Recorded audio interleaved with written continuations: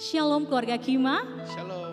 Puji nama Tuhan, pada hari ini kita kembali beribadah, berjumpa walau melalui online di minggu keempat di bulan November. Yakin dan percaya walaupun kita kembali beribadah melalui online, tapi itu tidak mengurangi sukacita yang ada buat saya dan saudara. Mari sama-sama saudara, di minggu ini saya mengajak saudara bersukacita, mengajak saudara untuk memuji Tuhan. Tapi sebelum itu mari kita satukan hati, kita berdoa. Bapa dalam nama Yesus kami bersyukur Tuhan untuk kebaikan Tuhan, untuk kebajikan Tuhan, untuk kemurahan Tuhan. Kami boleh dalam keadaan yang sehat, kuat, sehingga kami boleh mengikuti ibadah online pada hari ini Tuhan. Engkau memberkati ibadah kami dari awal, pertengahan hingga akhir. Semuanya jadi seturut dan dalam kehendak-Mu Tuhan. Ini doa kami, ini syukur kami serahkan ibadah kami ke dalam tangan-Mu. Di dalam nama Yesus, haleluya, amin. Mari sama-sama saudara kita bersuka cita, kita mau bertepuk tangan buat Tuhan hari ini, haleluya.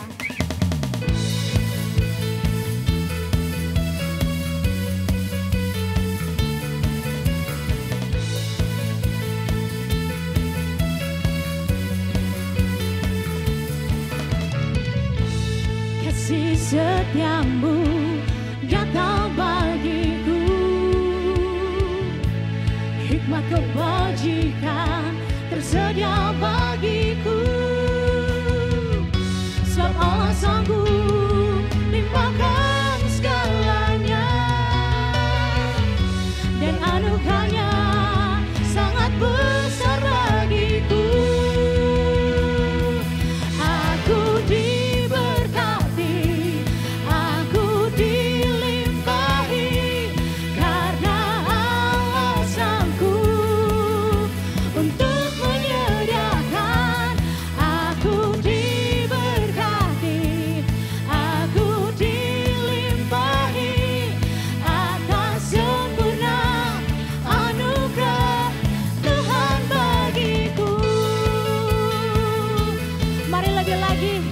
Bertepuk tangan buat Tuhan.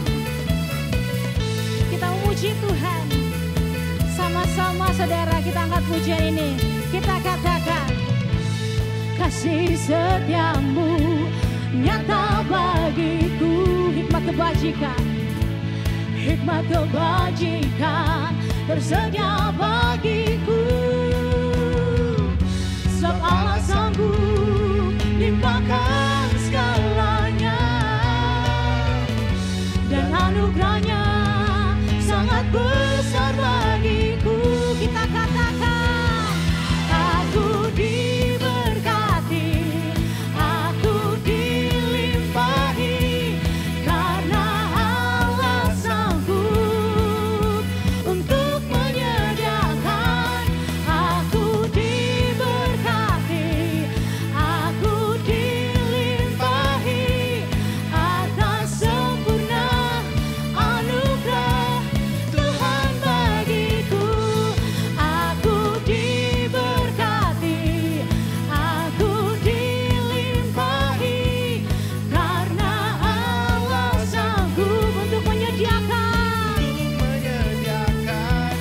Aku diberkati, aku dilimpahi, atas sempurna anugerah Tuhan bagiku. Atas sempurna anugerah Tuhan bagiku. Atas sempurna anugerah Tuhan bagiku.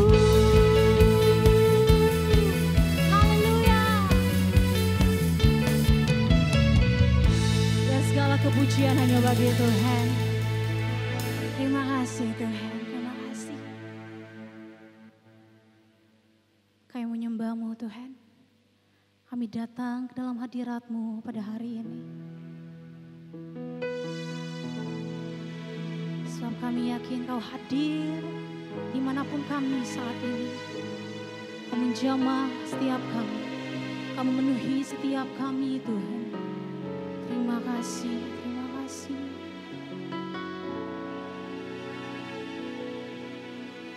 Tuhan hadir di bait kudus-Nya. Saat umat mencari wajah-Nya, berseru, berdoa, bersujud menyembah, dan menikmati kehadiran-Nya. Tuhan mau dekat dengan umat-Nya yang datang dengan segenap hatinya, berseru, berdoa, bersujud menyembah, dan menikmati kehadiran-Nya.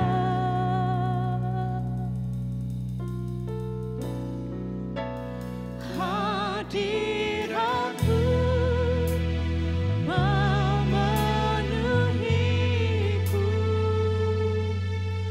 hadirat kudus-Mu penuhi baitmu, dan ku tersungkur menyembah-Mu.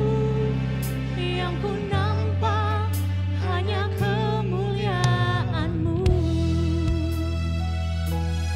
Mari lebih lagi kita hampiri Dia, kita katakan, Tuhan hadir di bait kudus-Nya. Saat umat mencari wajah-Nya, berseru, berdoa, bersujud menyembah, dan menikmati kehadiran-Nya. Tuhan mau dekat dengan umat-Nya yang datang dengan segenap, yang datang dengan segenap hatinya. Katakan, berseru, berseru, berdoa, bersujud menyembah, dan menikmati kehadiran-Nya.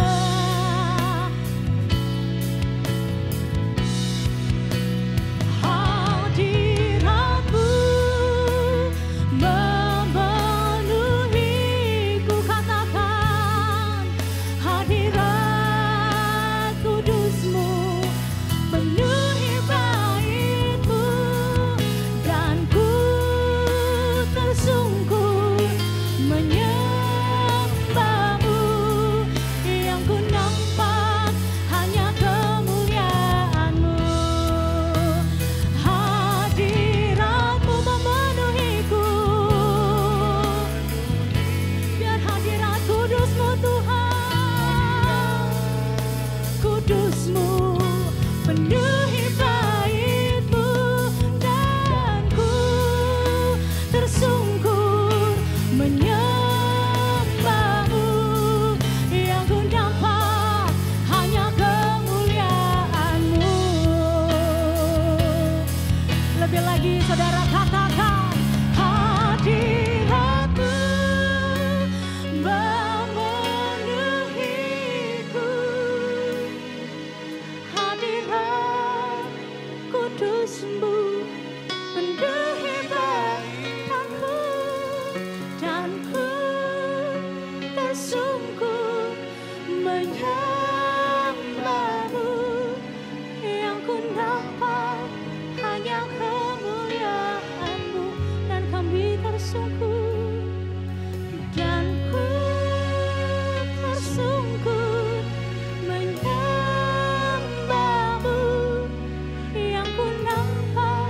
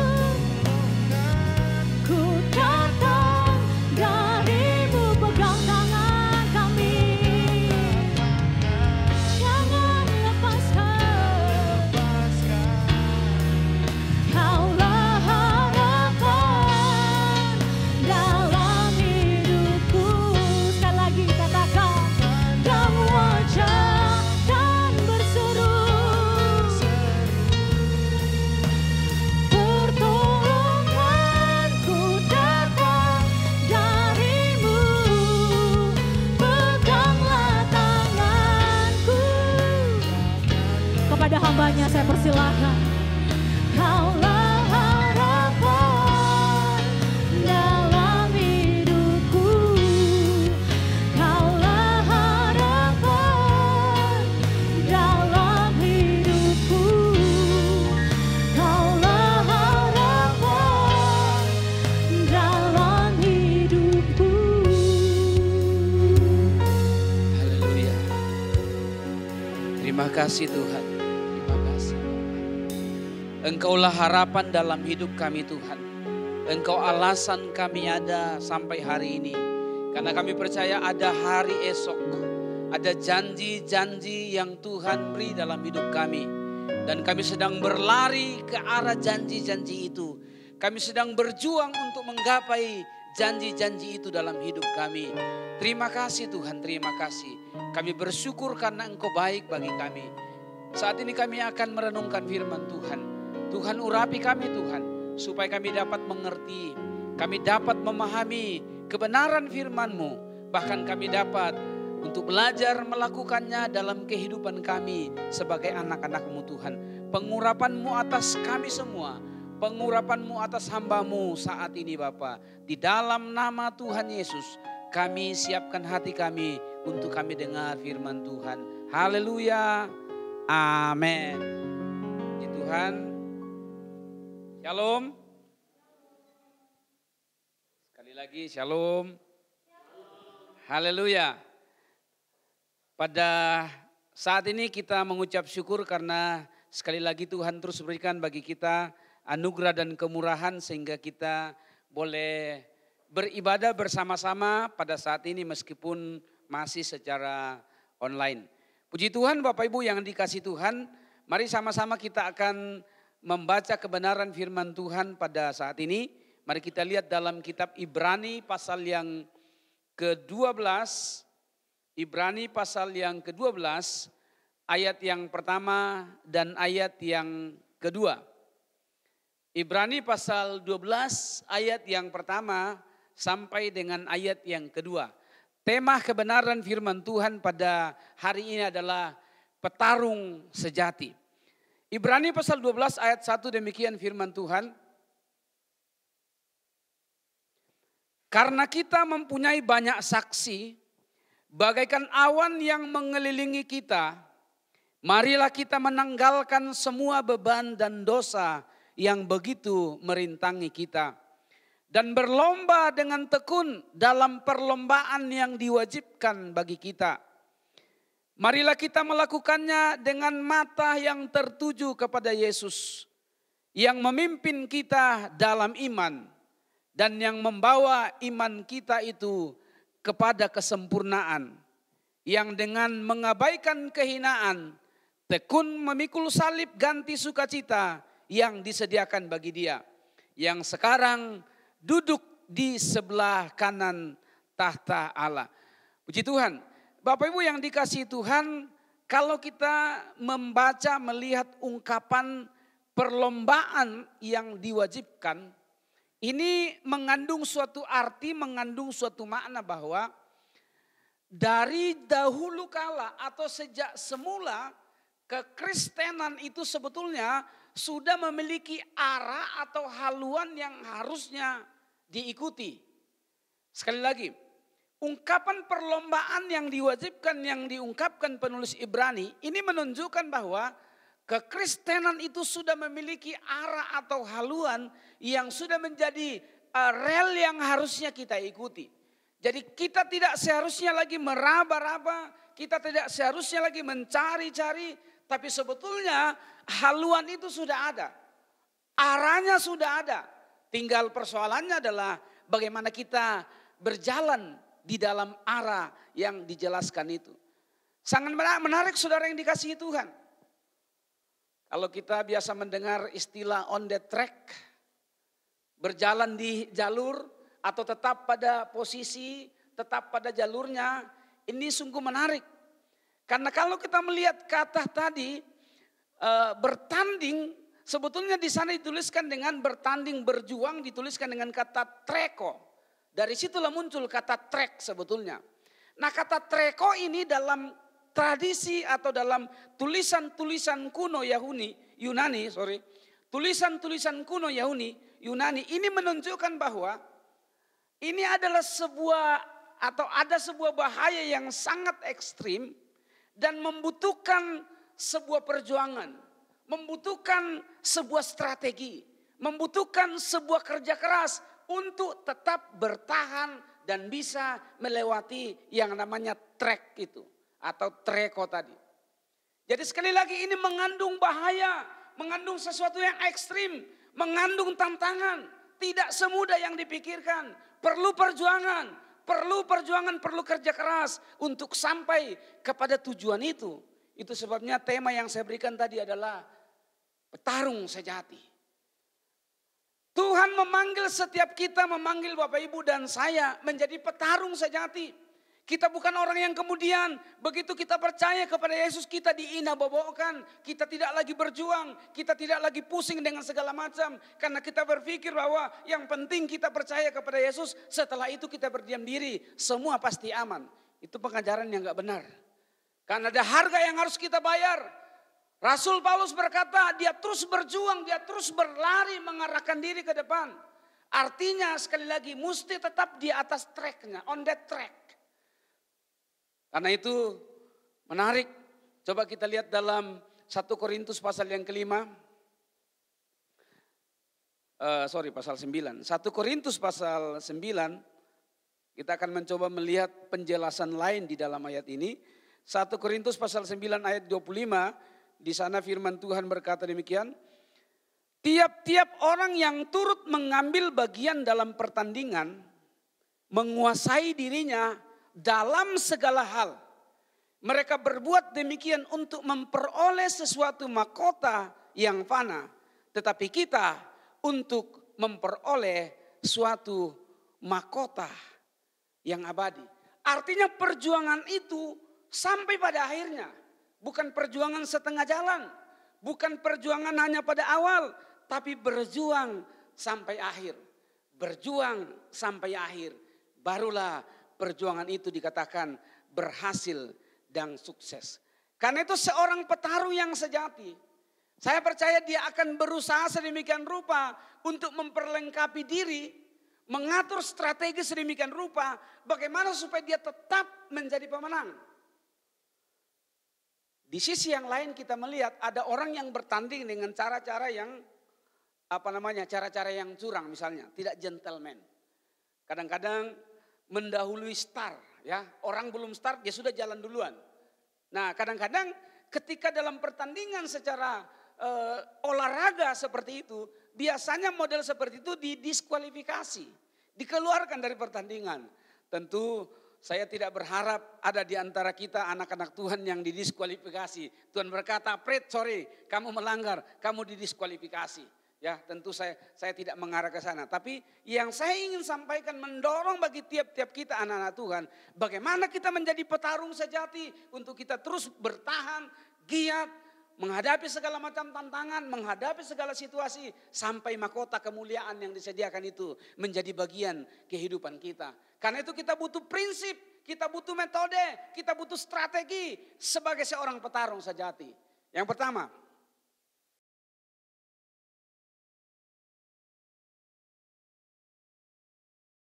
Bapak Ibu yang dikasih Tuhan, kalau kita menyimak kebenaran firman Tuhan yang saya bacakan tadi mulai dari 1 Korintus kemudian ke dalam Efesus ini, maka ada satu pesan penting yang harusnya menjadi bagian kita sebagai orang-orang percaya, yaitu kita seharusnya meniru, meneladani Yesus Kristus atau meneladani Bapa kita sebagai Tuhan dan Juru Selamat kita. Amin.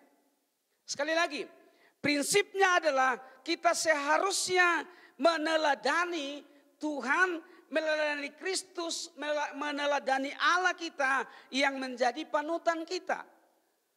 Ada ada contoh yang jelas, ada patron yang jelas, ada ada yang harus kita contohi dalam hidup kita, karena tanpa ada model, tanpa ada contoh maka kita bisa salah menggambar. Misalnya kalau menggambar sesuatu mesti mesti ada contohnya.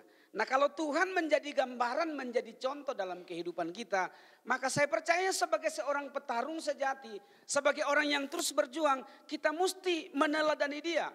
Nah kata meneladani yang dicatat oleh Efesus itu ditulis dalam kata Yunani mimetai. Kata mimetai sebetulnya ini berakar dari kata memeonai. Itu lebih tepat dengan meniru. Jadi bukan sekedar meneladani tapi meniru persis. Saya masih ingat ketika saya SD zaman dahulu kala, saya termasuk orang yang tidak terlalu pandai menggambar. Gitu ya, sehingga kalau dapat tugas menggambar, maka yang saya lakukan adalah satu kertas itu saya basahi dengan minyak tanah. Itu kalau zaman dahulu ya. Lalu kemudian ditempellah ke gambar itu, lalu mulai digaris di atasnya, ditiru, dicontek di atasnya. Sehingga persis seperti aslinya. Saya gambar Pulau Sulawesi persis seperti aslinya. Kenapa? Ada patronnya di bawah, ada contekannya di bawah. Meskipun kertasnya di atas, mesti jemur supaya tidak kelihatan basah. Dan pada akhirnya tetap bau minyak tanah. Gitu. Itu zaman dahulu kala. Itu model meniru, model membuat patron seperti itu. Nah Kristus menjadi patron yang harusnya kita teladani. Kita tiru sedemikian rupa. Seperti Paulus berkata dia meniru Kristus, ikutilah teladanku. Berani enggak kita berkata ikutilah teladanku kepada orang-orang yang ada di belakang kita?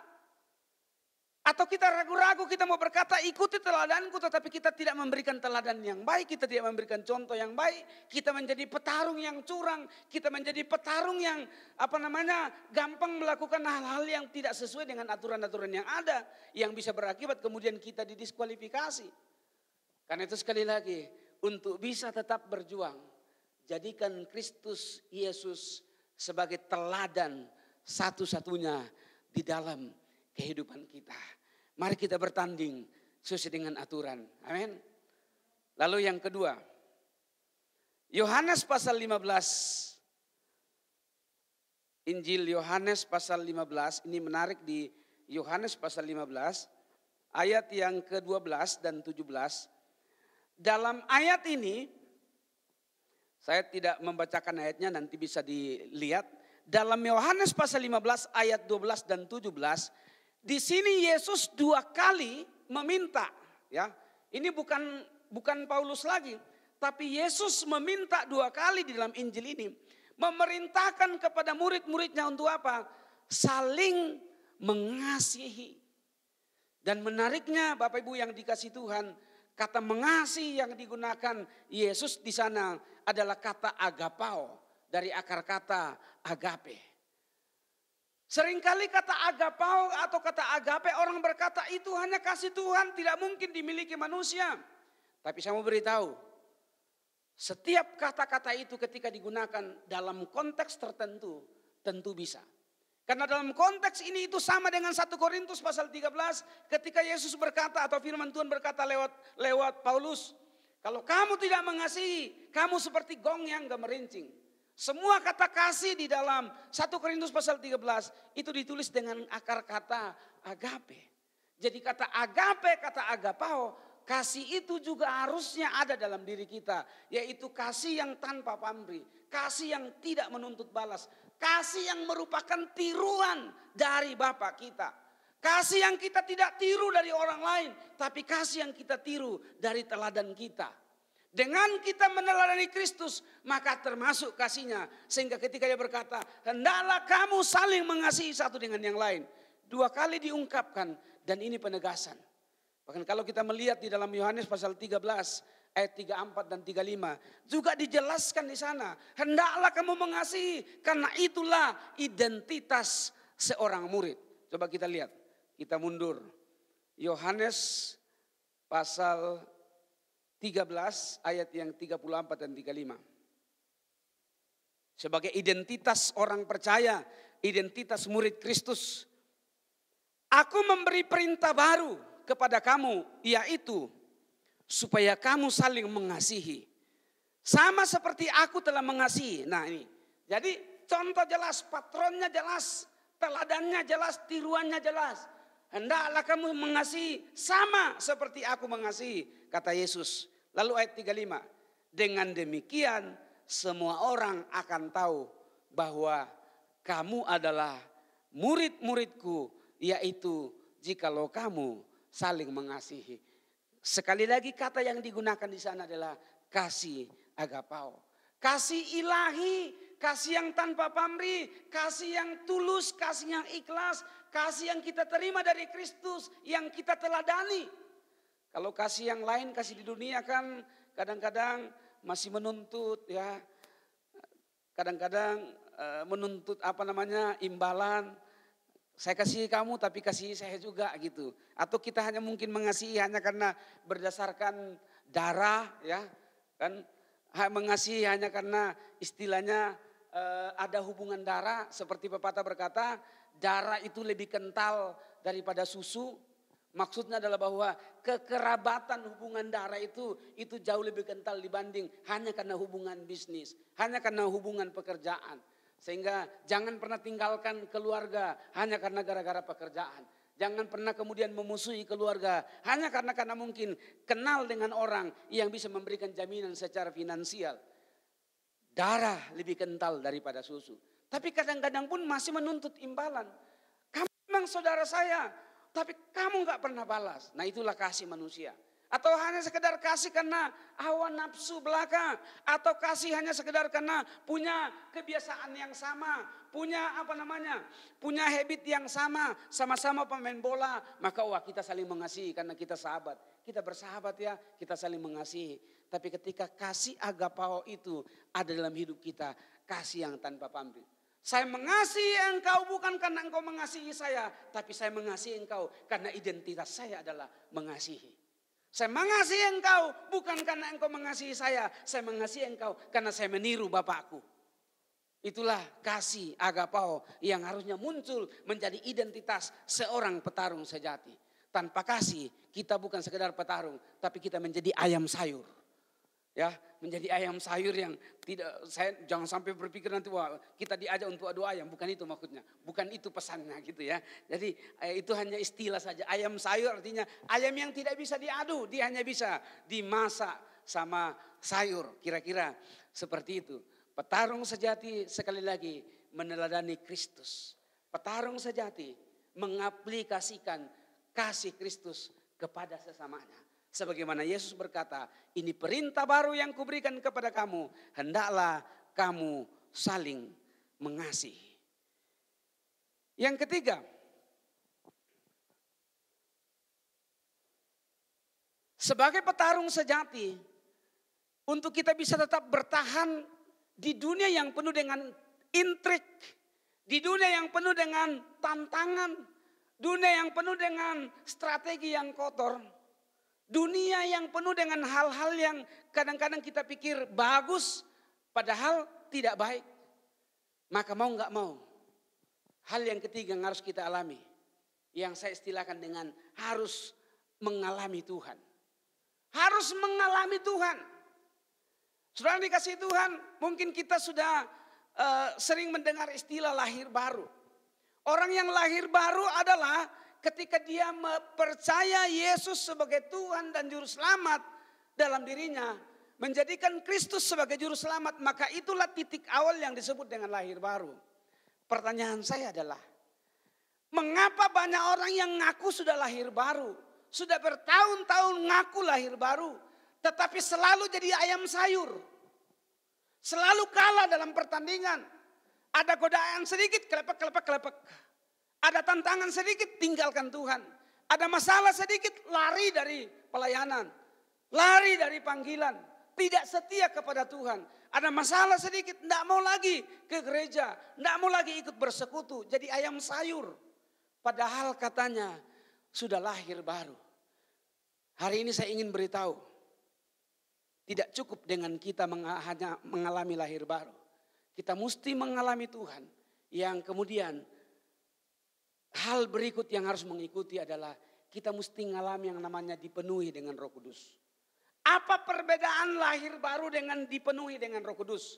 Atau saya kasih spesifik istilahnya. Apa perbedaan lahir baru dengan mengalami baptisan Roh Kudus? Lahir baru itu memberikan kita status baru, posisi yang baru. Yohanes 1:12 berkata, Barang siapa yang percaya, dia diberi hak, diangkat, diadopsi menjadi anak-anak Allah. Itu status baru kita. Kita punya status baru sebagai anak-anak Allah, masuk dalam keluarga ilahi. Pertanyaan saya, apakah kita sudah mampu menghidupi status baru kita? Apakah kita sudah mampu untuk hidup sebagai anak-anak Allah? Atau kita punya status anak Allah tapi perilaku kita, kelakuan kita, nauzubillah, kelakuan kambing, maaf agak kasar sedikit. Kelakuan kita tidak mencerminkan bahwa kita adalah anak Tuhan. Itu sebabnya Paulus berkata dalam Roma pasal yang ke-7, dalam keadaan yang istilahnya menggambarkan masa lalunya, mengalami stres secara rohani, dia berkata, setiap kali aku ingin berbuat baik, yang jahat itu yang ada padaku. Siapa yang tidak kenal Paulus? Kurang apanya? Apakah kurang gelarnya? Apakah kurang pengetahuannya? Tidak. Sekali lagi persoalannya adalah seringkali kita hanya berhenti di mengalami lahir baru. Tapi kita lupa untuk mengalami dipenuhi Roh Kudus. Kita lupa untuk mengalami baptisan Roh Kudus. Alkitab berkata, Kisah Rasul 1 ayat 8, kalau Roh Kudus turun ke atas kamu, kamu akan menerima power, kamu menerima kuasa, dunamos. Baptisan Roh Kudus memampukan kita untuk menghidupi status kita sebagai anak-anak Allah. Lahir baru memberikan kita status baru, saya sebagai anak Allah. Tapi lewat baptisan Roh Kuduslah kita diberikan kuasa, diberikan power untuk kita hidup, membawa identitas kita di marketplace, dimanapun kita ada, sebagai anak-anak Allah. Sehingga orang berkata, wow betul ada perbedaan. Dulu waktu dia belum ikut Tuhan, siapa yang tidak tahu kelakuannya. Tapi sekarang ikut Tuhan, luar biasa terjadi perubahan. Dari mana munculnya perubahan itu? Itu pekerjaan Roh Kudus dalam diri kita. Itulah sebabnya sebuah gambaran terjadi. Alkitab berkata ketika manusia pertama jatuh ke dalam dosa. Manusia yang tadinya diciptakan segambar dan serupa dengan Allah. Menjadi rusak. Lalu lewat pengorbanan Tuhan. Lewat kematian Kristus. Kita dipulihkan kembali. Tapi pemulihan itu mengalami proses. Itu yang saya istilahkan dengan apa? Bertumbuh ke arah keserupaan dengan Kristus. Kita tidak langsung salabin langsung menjadi sempurna. Tapi kita sedang bertumbuh ke arah keserupaan dengan Kristus. Sampai sangkakala Allah ditiup. Dia datang di awan-awan menyambut kita. Kita digantikan dengan tubuh kemuliaan. Kesempurnaan terjadi. Dikembalikan kepada posisi yang semula. Mengalami restorasi penuh. Yaitu gambar diri Allah sempurna dalam diri kita. Apakah hari ini kita sudah sempurna dengan gambar dirinya? Belum. Kita sedang menuju kepada kesempurnaan. Sebab itu tanpa pekerjaan Roh Kudus, tanpa peranan Roh Kudus dalam diri kita, hanya mimpi untuk kita bisa hidup, menghidupi status kita sebagai anak-anak Allah. Saya dan saudara tidak akan pernah bisa mampu. Setiap kali kita ingin melakukan yang baik, kita tidak mampu karena kita terbatas. Tapi waktu ada Roh yang memampukan kita. Ketika kita disakiti, ketika kita dihianati, ketika kita ditipu, hanya Roh Kudus yang memampukan kita untuk bisa mengampuni. Sebab kalau tidak, kita bisa sama dengan dunia. Kamu belum tahu ya, memang hati saya bertobat, tapi ingin belum. Kan repot gitu. Dia bilang memang hati saya udah bertobat, tapi yang ini belum. Mungkin waktu dia dibaptis tangannya nggak tenggelam gitu ya. Sehingga tangannya masih suka pukul. Waktu dia dibaptis dia mungkin kaget sehingga kakinya terangkat naik. Sehingga masih suka nendang, masih suka jalan kemana-mana gitu. Nah, karena itu saudara yang dikasih Tuhan sekali lagi.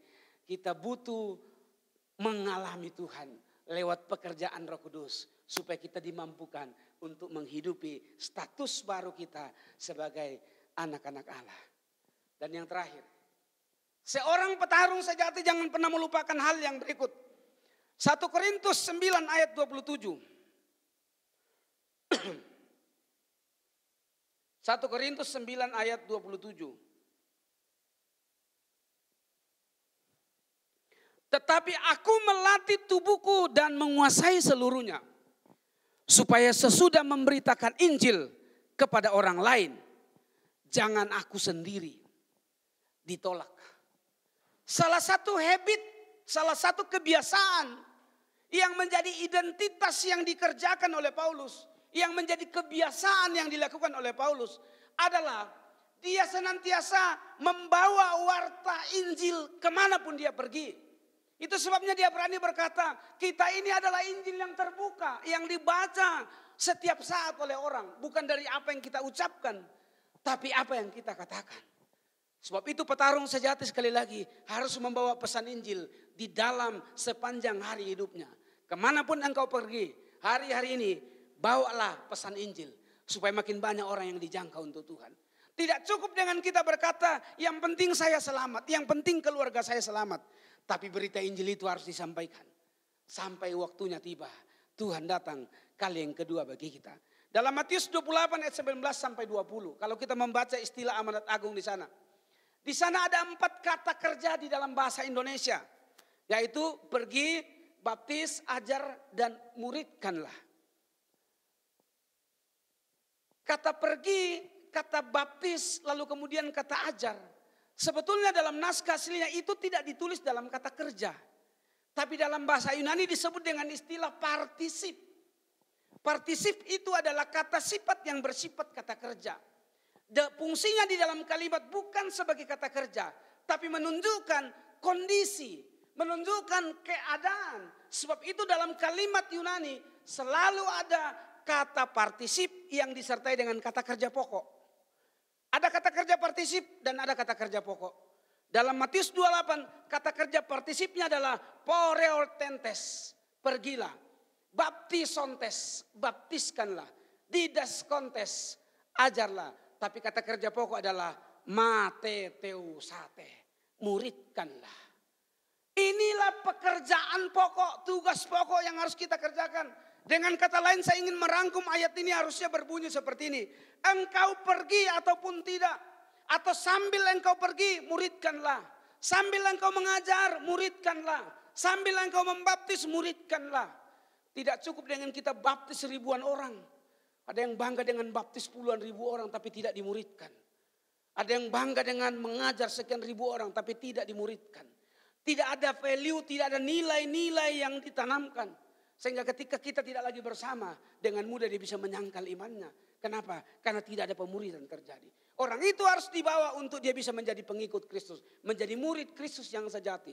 Dan itulah identitas keempat dari seorang petarung sejati. Yaitu senantiasa membawa pesan Injil kemanapun dia pergi.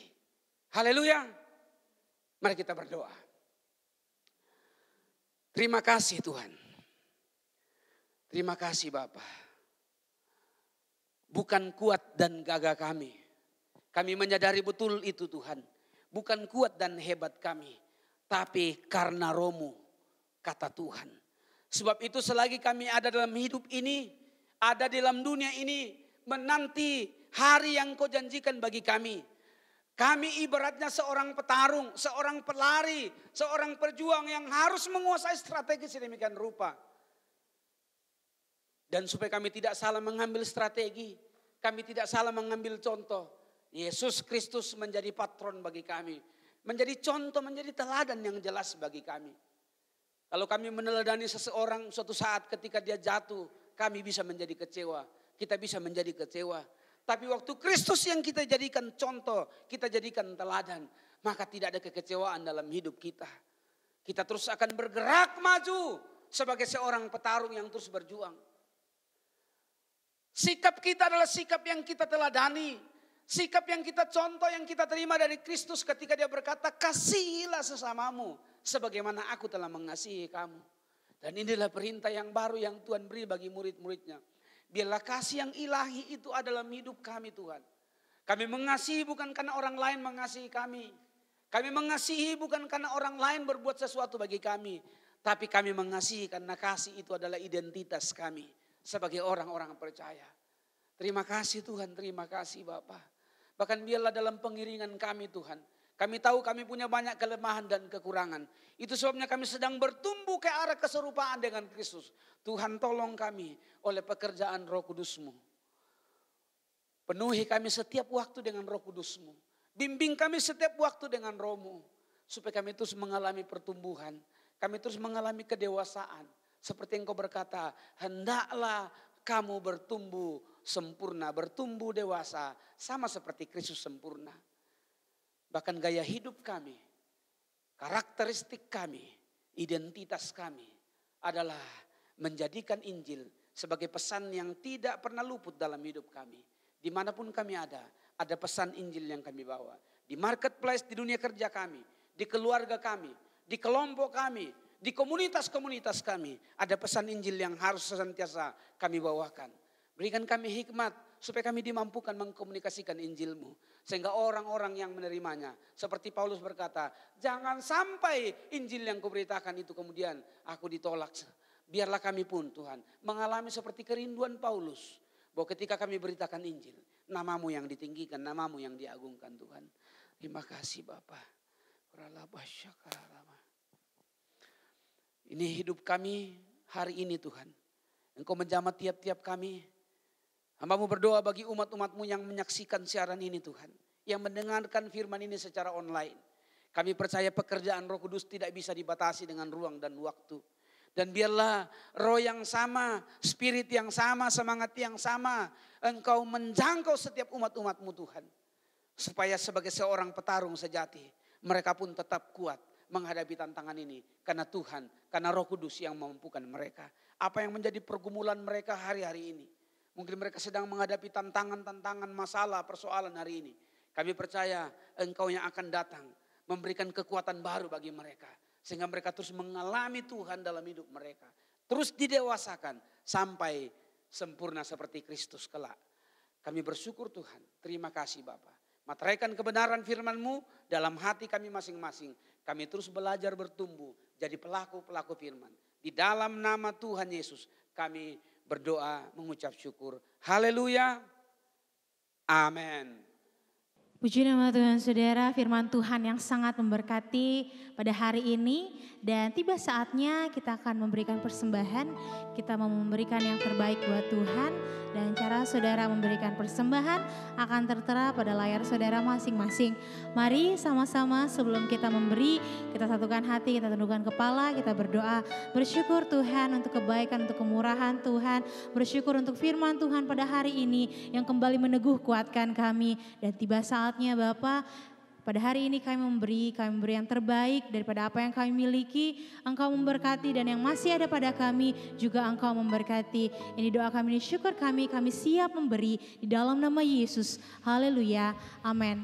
Selamat memberi saudara, Tuhan Yesus memberkati, aku diberkati.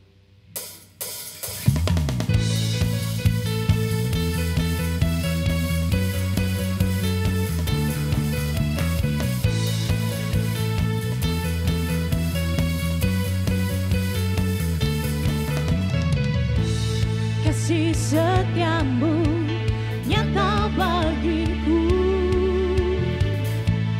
hikmat kebajikan tersedia bagiku. Sebab Allah sanggup limpahkan segalanya, dan anugerahnya sangat besar bagiku.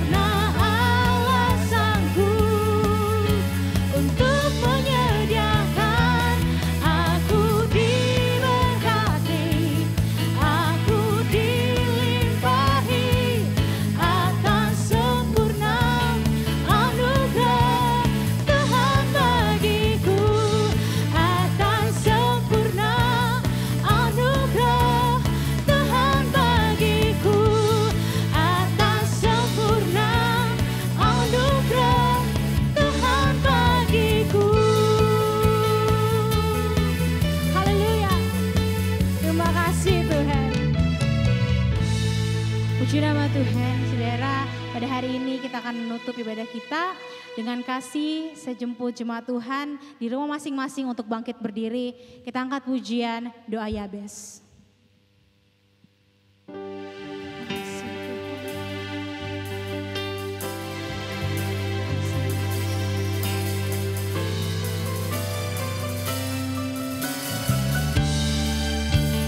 He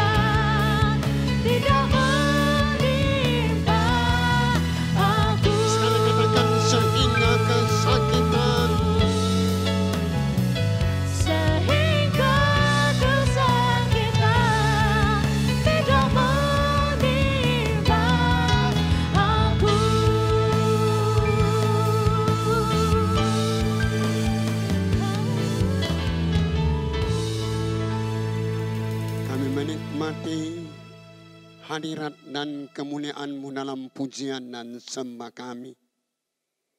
Kami menikmati perjumpaan dengan Engkau melalui roh dan firman-Mu. Firman-Mu datang menjadi rema untuk menguatkan kami sebagai petarung yang sejati. Engkau tolong berkati kami. Terima kasih Bapa. Kami mengucap syukur bersama hamba-Mu Pendeta Ibrahim Epang. Engkau telah utus untuk Engkau pakai memberkati umat Tuhan lewat kebenaran ilahi. Kami mengucap syukur untuk seluruh sidang jemaat-Mu, pemirsa yang kami mengalami bagaimana Engkau membungkus kami dengan darah Kristus, sehingga kami Tuhan tetap terjaga dari segala celaka berbahaya, virus-virus COVID-19. Terima kasih Bapa, jemaat yang saya kasihi dalam Tuhan. Kembalilah Engkau dalam kehidupan keseharian-Mu. Di tempat-Mu masing-masing pagi ini, Engkau mengangkat kedua telapak tangan-Mu. Engkau arahkan hati-Mu kepadanya, dan Engkau menerima berkat-Nya. Efesus 2 ayat 7 berbicara, di masa yang akan datang, Engkau Bapa akan menunjukkan kekayaan kasih karunia yang berlimpah-limpah. Biarlah kasih karunia-Mu itu Bapa membanjiri bumi pertiwi, melanda pulau-pulau di kepulauan Nusantara.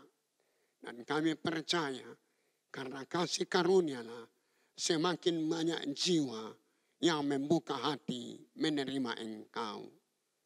Yesus Kristus Tuhan, Engkau meninggalkan tahta kemuliaan-Mu, menginjakkan kaki-Mu di bumi kima untuk membaptis kami dengan Roh Kudus-Mu. Pada hari-hari terakhir, Bapa mencurahkan Roh Kudus kepada seluruh manusia. Pulanglah Engkau, penyertaan Tuhan sempurna bagi-Mu, mulai pada pagi hari ini sampai Tuhan datang pada kali yang kedua, menjemput kita semua orang-orang kudus-Nya. Amin. Silakan duduk jemaat yang saya kasihi. Terima kasih. Sukacita kita dapat beribadah bersama. Kita setiap hari berdoa supaya darah Kristus membungkus kita sehingga kita terhindar dari segala COVID-19. Kita mengucap syukur, terima kasih kepada seluruh jemaat, pemirsa acara ini. Tuhan pasti memberkati kita. Kita harus menjadi petarung yang sejati untuk kita pada akhirnya tampil lebih daripada seorang pemenang. Dan pengumuman gereja tanggal 11 Desember kita akan bernatal di tempat ini, di lantai 2 ini, dan di lantai 1 sampai di halaman luar. Ini mari kita berdoa supaya Tuhan memberkati acara kita. Saya ucapkan selamat pagi, Tuhan Yesus memberkati.